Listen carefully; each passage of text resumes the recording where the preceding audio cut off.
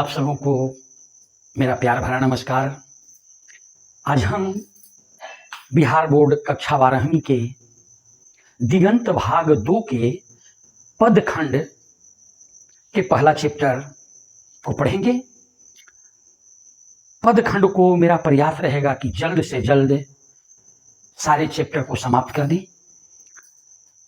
तो पद खंड में पहला पाठ है कड़बक, जिसकी रचना मलिक मोहम्मद जायसी ने किया है। हम लोग अब यह देखें कि यह कड़बक क्या है। तो कड़बक का अर्थ होता है कड़वा बोली। अब कवि का नाम में मलिक मोहम्मद जायसी। तो मिस्र में मलिक को प्रधानमंत्री या जमींदार कहते हैं। मलिक मोहम्मद जायसी के बारे में कहा गया है कि इन्होंने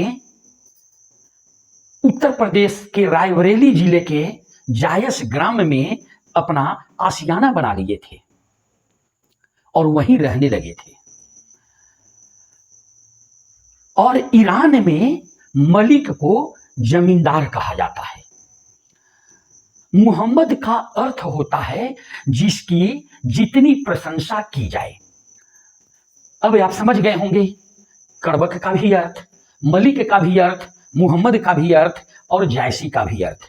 चले हम लोग कवि मलिक मोहम्मद जायसी के जीवनी के बारे में कुछ समझ लेते हैं। मलिक मोहम्मद जायसी का जन्म लगभग 1492 ईस्वी में हुआ था। इनकी मृत्यु लगभग 1548 ईस्वी में हुई थी। इनका जन्म स्थान उत्तर प्रदेश के रायबरेली जिले के जायस ग्राम में हुआ था। जायस ग्राम में जन्म लेने के कारण ही इनके नाम के पीछे उपनाम जायसी लगा। मलिक मोहम्मद जायसी का कब्र जो है वह अमेठी के जंगलों में स्थित है। इनके पिता का नाम मलिक राजे अशरफ या मलिक शेख ममरोज है। इनके दो गुरुओं का नाम अध्ययन के बाद आता है। संत शेख मोहिदी और सैयद अशरफ जहांगीर इनके दो गुरु थे। मलिक मोहम्मद जायसी दिल के बहुत साफ थे, लेकिन विधाता ने इन्हें कुरूप बना दिया था। ये एक आंख के अंधे और बाएं कान से कम सुनाई देता था। चेहरा पर चेचक की दागी थी। मलिक मोहम्मद जायसी का बचपन बहुत कष्टमय बीता, इसलिए कि बाल्यावस्था में ही इनके माता पिता का देहांत हो गया था। इनका बाल्यापन जो है वह साधुओं और फकीरों के संग में भटकते हुए बीता। मलिक मोहम्मद जायसी ने कड़बक की रचना की, जो अवधी भाषा में लिखी गई थी और इसमें दोहा, चौपाई, निबद्ध, काव्य से परिपूर्ण है। मलिक मोहम्मद जायसी की वैसे तो 24 रचनाओं के बारे में कही जाती है कि इनकी 24 रचनाएं हैं, लेकिन मुख्यतः इनकी रचनाएं जो हैं वह इस प्रकार हैं: पद्मावत, अखरावत, आखिरी कलाम, चित्ररेखा, चंपावत, कहरनामा, होलीनामा, इरावत इत्यादि। मलिक मोहम्मद जायसी प्रेम पीर के कवि थे। यह प्रेम पीर इन्हें पद्मावत की रचना करने के कारण कहा गया। पद्मावत में मलिक मोहम्मद जायसी ने राजा रतन सेन और सिंहल द्वीप, जो श्रीलंका का एक छोटा सा टापू है, वहां की राजकुमारी पद्मावती के प्रेम कथा को प्रदर्शित करते हैं। मलिक मोहम्मद जायसी भक्ति काल के प्रेमाश्रयी धारा के कवि थे। ये सगुण विचारधारा के महान कवि माने जाते हैं। इनका जन्म मलिक वंश में हुआ था। इनके पिता अपने कस्बे के जमींदार थे और वे अपने नाम के आगे मलिक लगाते थे और एक नए वंश जो चला उसका नाम पड़ा मलिक वंश। मलिक वंश में जन्म लिए इसलिए इनके नाम के आगे मलिक लग गया। अब हम इनके जीवनी के बारे में एक आंकड़ा के अनुसार देखते हैं। तो आइए अब हम लोग जो कड़बक की रचना मलिक मोहम्मद जायसी किए हैं उनके जीवन परिचय को देखते हैं। इस तालिका के माध्यम से अभी हमने इनके जीवनी के बारे में बतलाया, इस तालिका के माध्यम से समझ लें और इसका स्क्रीनशॉट ले लें। देखिए, जो कड़बक कविता है, इस तरह की कविता लोक जीवन में प्रचलित प्रेम कथाओं का आधार बनाकर छंदोबद्ध कथा काव्य लिखने की परिपाटी प्राकृत और अपभ्रंशों में भी होती रही थी। संभवतः यह संस्कृत काल में भी रही हो और यह आगे बढ़ते बढ़ते अव्याहत चलती आई और हिंदी साहित्य में भी अपना स्थान बना ली। जब यहाँ इस्लाम का आगमन हुआ, उनके साथ सूफी मत के लोग भी आए, तो उन्होंने प्रेम ख्यानक काव्य परंपरा के अनेक कविताओं का वर्णन किया। बहुत सारे मुसलमान कवि हुए जो पहले जन प्रचलित प्रेम कहानियों को काव्य के रूप दिए। मुला दाऊद से लेकर जान कवि और उसके आगे तक यह परंपरा अबाध रूप से चलती रही। मलिक मोहम्मद जायसी इस परंपरा के अन्यतम कड़ी हैं। चलिए, यहां पर कुछ शब्द आया, प्रेम ख्यानक, तो इसका अर्थ होता है प्रेम कहानी।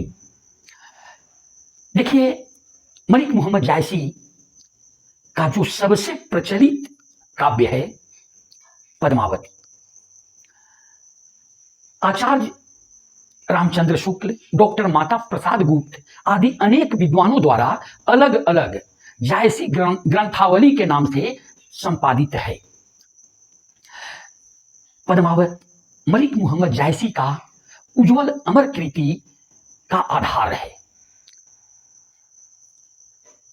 जिसमें चित्तौड़ के राजा रतन सेन और सिंहल द्वीप की राजकुमारी पद्मावती के प्रेम कथा का वर्णन है। इस कथा में त्रिकोण तो तब बन जाता है जब एकाएक इसमें दिल्ली के सुल्तान अलाउद्दीन खिलजी का आगमन होता है। जायसी द्वारा रचित पद्मावत में सजीव कहानी का मर्म स्पर्शी वेदनामय रस का समावेश है। जायसी ने धार्मिक, सांस्कृतिक, सामाजिक सद्भाव एवं साझेदारी का जमीन तैयार की, जो हमारी बहुमूल्य विरासत है। जायसी ने इस प्रेम कहानी में बहुत सुंदर व्याख्या की है। प्राणों का प्राणों से, हृदय का हृदय से, मर्म का मर्म से, जीवन विवेक का जीवन विवेक से ऐसा संयोग प्रस्तुत किए जो काव्य को बहुत ऊंचा उठा देता है। अब हम कविता का अर्थ और उनमें आए हुए शब्दों का अर्थ प्रस्तुत करेंगे। आप सबों से आग्रह है कि इस वीडियो को देखें, अधिक से अधिक इसे शेयर करें, लाभ उठाएं, सब्सक्राइब करें, ताकि हमारा वीडियो बनाना सफल हो जाए। तो अब हम लोग मलिक मोहम्मद जायसी द्वारा रचित कड़बक के प्रथम अंश को देखते हैं और उसके भावार्थ को जानेंगे। इस कविता के बारे में एक कहानी प्रचलित है। एक बार मलिक मोहम्मद जायसी जी दिल्ली के सुल्तान शेर शाह के दरबार में जाते हैं।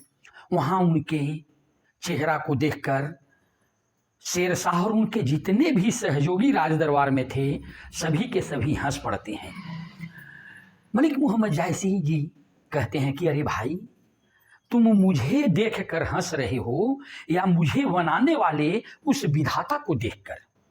इस बात पर शेर शाह को ग्लानि होती है और वह भरी समाज में मलिक मोहम्मद जायसी जी से माफी मांगते हैं। इस कहानी का वर्णन पद्मावत में किया गया है।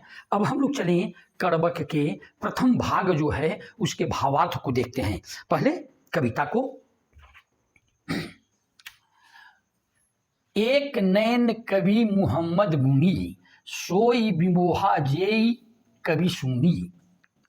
देखिए मलिक मोहम्मद साहब जी अपने रूपहीनता को नहीं बल्कि अपने गुणों पर अधिक ध्यान दिया। वो इस कविता के माध्यम से लोगों को अपनी ओर ध्यान आकृष्ट करने का प्रयास किए और कह रहे हैं कि वह एक आंख के होते हुए भी प्रशंसनीय एवं गुणवान कवि हैं। जिसने भी उनकी कवित्वाणी को सुना वह मंत्रमुग्ध हो गया, मोहित हो गया और हमारी वाणी को सुनने लगा। अगले में कहते हैं कि चांद जैस जग विधि अवतारा, दीन कलंक किन उजियारा। मलिक मोहम्मद जायसी जी कहते हैं कि विधाता ने चांद को इस संसार में अवतरित किया है, लेकिन उसमें भी धब्बा है। लेकिन चांद जो है अपने कलंक को छोड़कर अपनी शीतलता और प्रकाश से संसार को उजियारा कर रहा है। आगे कहते हैं कि जग सुझा एक ही नैनहा, उआसु के अस नखथन महा। कवि का कहना है कि वो एक ही आंख के हैं, लेकिन यही एक आंख से सारे संसार को देख रहे हैं। जिस प्रकार से दैत्यों के गुरु शुक्राचार्य जी भी एक आंख के थे, लेकिन नक्षत्रों के बीच उदित हैं, चमकीला हैं और इन्हीं कारणों से उन्हें पूजा जाता है। आगे कह रहे हैं कि जो लही अम्बही डाभ न होई, तो लही सुगंध वसाई न सोई। कवि का कहना है कि जब तक आम में नुकीली मंजर नहीं होते हैं, कड़वा रस नहीं होता है, तब तक आम में मिठास नहीं आता। उनका कहने का मतलब यह है कि लोगों को रूप की पूजा नहीं करनी चाहिए, गुण की पूजा करनी चाहिए। समाज को एक संदेश दे रहे हैं मलिक मोहम्मद जायसी जी। आगे कहते हैं, किन है समुद्र पानी जो खारा, तो अति भयउ असुझ अपारा।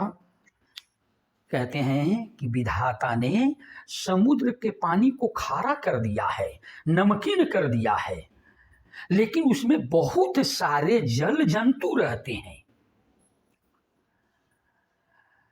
वह इतना विशाल है जिसकी सीमा दिखाई नहीं देती है, जिसे बिना साधन से पार नहीं किया जा सकता है।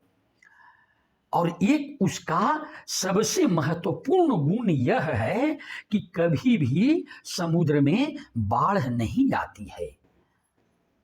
अगले कहते हैं कि जो सुमेरु त्रिशूल विनाशा, भा कंचन गिरी लागे आकाशा। कहते हैं कि महादेव अपने त्रिशूल से जो सुमेरु पर्वत था उसको नष्ट कर दिए। वह सुमेरु पर्वत नष्ट होने के बाद सोने के पर्वत बना और आकाश को छूने लगा और चमकीला बन गया। मोहम्मद जायसी का कहना है कि मनुष्य में जब दोष होता है तो उस दोष से ही वह ऊपर उठता है। आगे कहते हैं, जो लही घड़ी कलंक न पड़ा, कांच होई नहीं कंचन करा। कहते हैं कि जब तक जो सोना को शुद्ध करने वाला मिट्टी का घड़ा है वह आग पर नहीं चढ़ता है, जब तक उसमें धब्बा नहीं आते हैं, कलंक नहीं आता है तब तक वह कच्चे धातु जो है उसको शुद्ध सोना, खारा सोना नहीं कर पाता है। देखिए बहुत सुंदर बात है मलिक मोहम्मद जायसी जी कह रहे हैं अपने बारे में। जायसी जी कह रहे हैं, एक नैन जस दर्पण औत ही निर्मल भाऊ, सब रूपवंत गही मुख जो वही कहीं चाऊ। बहुत सुंदर अपने बारे में मलिक मोहम्मद जायसी जी कह रहे हैं कि मैं एक आंख का हूं और सारे दुनिया के भाव को समझता हूं। यह एक आंख जो है वह शीशा के समान है। जैसे दर्पण या शीशा स्वच्छ और निर्मल होता है, उसी प्रकार से मेरा जो यह एक आंख है वह स्वच्छ और निर्मल है। यही कारण है कि बड़े बड़े रूपवान, धनवान बड़े आदर से मुखमंडल की ओर देखते हैं और चाहते हैं कि हम कुछ ग्रहण कर सकें। चलिए इस कविता का जो मुख्य शब्द हैं उसके अर्थ को अब हम लोग देखते हैं। नैन का अर्थ होता है आँख, मोहम्मद का अर्थ होता है प्रशंसनीय, गुणी का अर्थ होता है गुणशाली, गुणवान, सोई का अर्थ होता है वही, विमोहा का अर्थ होता है मोहित होना, जयी का अर्थ होता है जिसने, जईस का अर्थ होता है जैसा, जग का अर्थ होता है संसार, विधि का अर्थ होता है ईश्वर या विधाता, अवतारा का अर्थ होता है जन्म दिया, दिन का अर्थ होता है दिया, कलंक का अर्थ होता है धब्बा या दाग, किन्ह का अर्थ होता है किया, उजियारा का अर्थ होता है प्रकाशित, सूझा का अर्थ होता है देखा, और उआ का अर्थ होता है उदित होना। शुक का अर्थ होता है शुक्र, जो दैत्यों के गुरु शुक्राचार्य जी हैं उनके बारे में कहा गया है। अस का अर्थ होता है ऐसा, नखतन का अर्थ होता है नक्षत्र, महा का अर्थ होता है मध्य या बीच, जौ का अर्थ होता है जब, लही का अर्थ होता है तब, अंबही का अर्थ होता है आम, डाभ का अर्थ होता है फूटती मंजर, और सुगंध का अर्थ होता है अच्छा गंध, बसाई का अर्थ होता है स्वाद, खारा का अर्थ होता है नमकीन, तौ का अर्थ होता है तब, अति का अर्थ होता है बहुत सीमा पार, भयऊ का अर्थ होता है होना, असूझ का अर्थ होता है सीमा जो दिखाई न दे, अपारा का अर्थ होता है पार न होने वाला, त्रिशूल का अर्थ होता है शंकर का त्रिशूल जो 3 डंटी के होता है ऊपर की ओर। विनाशा का अर्थ होता है नष्ट, भा का अर्थ होता है रोशनी या प्रकाश, कंचनगिरी का अर्थ होता है सोने का पर्वत, आकाशा का अर्थ होता है आकाश, घड़ी का अर्थ होता है घड़ा, परा का अर्थ होता है ऊंच, दर्पण का अर्थ होता है शीशा, रूपवंत का अर्थ होता है सुंदर चेहरा, गही का अर्थ होता है ग्रहण करने वाला, जोही का अर्थ होता है जोड़कर, और भाव का अर्थ होता है भाव। देखिए मलिक मोहम्मद जायसी इस कविता के माध्यम से मलिक मोहम्मद जायसी समाज में यह संदेश देना चाहते हैं कि अगर कोई रूपहीन हो और गुणवान हो तो उसकी गुण की पूजा होती है, और गुणवान के सामने बड़े बड़े लोग नतमस्तक होते हैं। अब इसका आप लोग स्क्रीनशॉट ले लेंगे और इसके बाद हम जो कड़वक का दूसरा अंश है उसके भावार्थ को जानेंगे। तो चलिए अब हम लोग मलिक मोहम्मद जायसी द्वारा रचित कड़वक के भाग 2 को देखते हैं। इस के माध्यम से कवि जनमानस में क्या संदेश देना चाहते हैं इसे भी हम लोग देखेंगे। मलिक मोहम्मद जायसी इसके माध्यम से यह कहना चाह रहे हैं कि यहाँ सब कुछ नाश्वर है, कोई अस्थाई नहीं है, और उसके बारे में ही इन्होंने एक कविता लिखा। अब देखिए इस कविता के माध्यम से क्या कह रहे हैं। मुहम्मद यही कवि जोरी सुनावा, सुना जो प्रेम पीर गा पावा, जोरी लाई रकत कै लेई, गाढ़ी प्रीति नैन जल भई। बहुत सुंदर 2 पंक्तियों को उन्होंने लिखा ऊपर में। अपने बारे में मलिक मोहम्मद जायसी जी बतला रहे हैं। कहते हैं कि मोहम्मद यानी कि मैंने यह कवि माने मोहम्मद जो कवि हैं वह जोड़ के जो कविता लिख रहे हैं उसे जोड़कर रच करके सुनाया है। और जिसने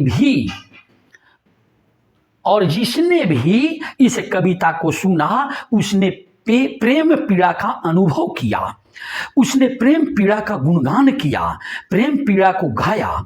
मैंने इस काव्य को खून की लेई को गोंद भी कहते हैं। मैंने इस काव्य को खून के लेई लगाकर रचा है या जोड़ा है, और इस काव्य में जो गाढ़ी प्रीति है उसको अपने आंसुओं के जल से भिंगोया है। कवि दूसरे पंक्ति में क्या कहते हैं, देखिए, औ मन जानी कविते अस्किन्हा मकु यह रहे जगत मह चिन्हा। कहते हैं कि और मन में यह जान करके इस कविता की रचना किए हैं कि मेरे मरने के बाद इस जगत में, इस संसार में यही निशानी रह जाएगी। कहाँ सौ रतन सेन यस राजा, कहाँ सुआ असी बुद्धि उपराजा, कहाँ अलाउद्दीन सुल्तानू, कहाँ राघव जई की न बखानू। बहुत सुंदर उदाहरण मलिक मोहम्मद जायसी जी दे रहे हैं। कह रहे हैं कि जो चित्तौड़ के राजा रतनसेन थे अब वह भी इस संसार में नहीं रहे। कहाँ सुआ असी बुद्धि उपराजा, जो उनका बुद्धिमान तोता या सूगा था जिसने रानी पद्मावती जो सिंघल द्वीप की रहने वाली थी उसके रूप की प्रशंसा, उनके रूप का बखान राजा रतनसेन के पास किया, वह भी अब तोता नहीं है। कहाँ अलाउद्दीन सुल्ताना, कह राघव जय किन्ह बखानू।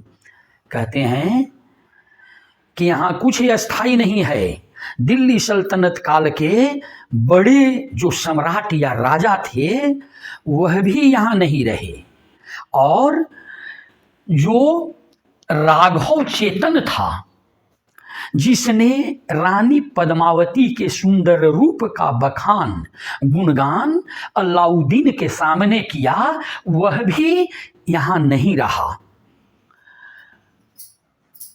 स्वरूप पद्मावती रानी को न रहा जग रही कहानी।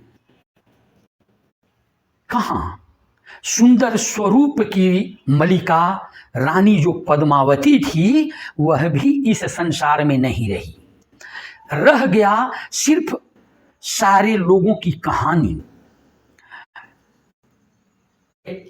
बात याद आई, एक कवि कहे हैं कि अनगिनित राही गए, उस राह पर उनका पता क्या, पर गए कुछ लोग छोड़ इस पर पैरों की निशानी।